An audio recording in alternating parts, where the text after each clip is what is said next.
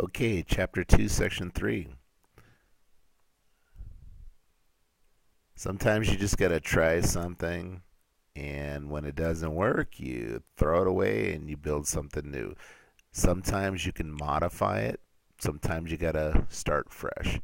America's first attempt at a government was something called Articles of Confederation, and we talked about a confederation a little bit earlier, a tiny bit. And a confederation, if you think about it, is the idea is the regional governments, the state governments, each colony became an independent country in effect. And they realized, obviously, they were going to work closely together. Culturally, they're very similar. Although you had different settlement patterns in terms of which groups tend to settle in the colonies, they saw a lot. There was going to be some sort of connection. So if you think of this as a loose, strong alliance, that's the best way to kind of think of the Confederation.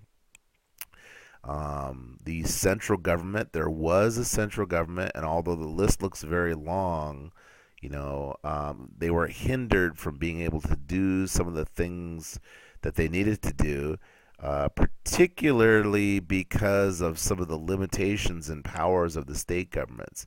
So, when it comes to making war and peace, if there's no money to do that, and obviously as you look at this, there is no power from the central government to do taxes. Now, today, when you think about it, you get taxed by both the federal government, which is our central government, as well as our state governments. And so each state could regulate its own trade, but again, the central government didn't have this. So when we look at this, this looks like a significant list for the central government. It does set a precedent. This is an important significant thing, standard weights and measures as a way to encourage trade among the states, particularly post office, things like that. You needed a supermajority to pass laws, but as you can see, there was an opt out provision. If you wanted to opt out of a central government law, you could. And so, if a state didn't like the Articles of Confederation and there was going to be a change, a state could also veto that, and so that they never did get around to amending it. Okay, there were some good things. They made decisions about the future, and the Appalachian Mountains was typically the border of America, so to speak. And so beyond that, it was land that was, for the most part, Native Americans had free reign. The French did a significant amount of trading up and down the Mississippi River, but for the most part, there was nothing. And the thinking was that eventually America was going to spread. It was very forward thinking, and that each of those areas were going to become states. So it wasn't um, essentially the idea was the states weren't going to continue all the way to the coast. They were going to create new states with those areas. Okay, so, but this we think of the departments of the government. We have these now. If you think about it, foreign affairs, we call it Department of State, and Department of War. We utilize the term Department of Defense.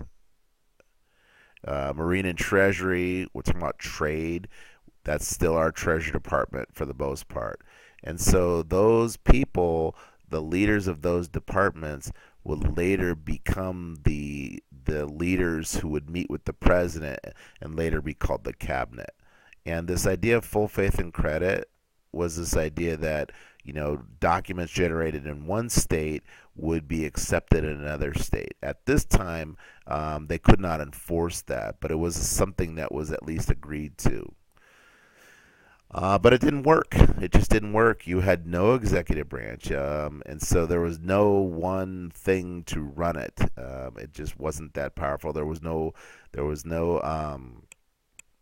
There was no judicial branch, no court system at the federal level, and so all of this just left a mess. And so they had no way to pay money that they had borrowed. Our federal government had borrowed money, but remember, it was the states that, and the states held on to their own budget. They were unable to pay back our national debt. We were borrowing money, particularly from the French, to help fight our War of Independence. We had no way to pay that back. Okay, it wasn't until 1787. This is after independence, that a number of farmers, they had land repossessed. We had an outbreak of violence that it took a number of. It wasn't until states called out their own militia that they were able to put this down. And so there was a real wake up call that the government was just too weak. It just could not maintain the peace. And so, this letter is kind of interesting. George Washington, after fighting in this war for independence, pretty much went back to his farm.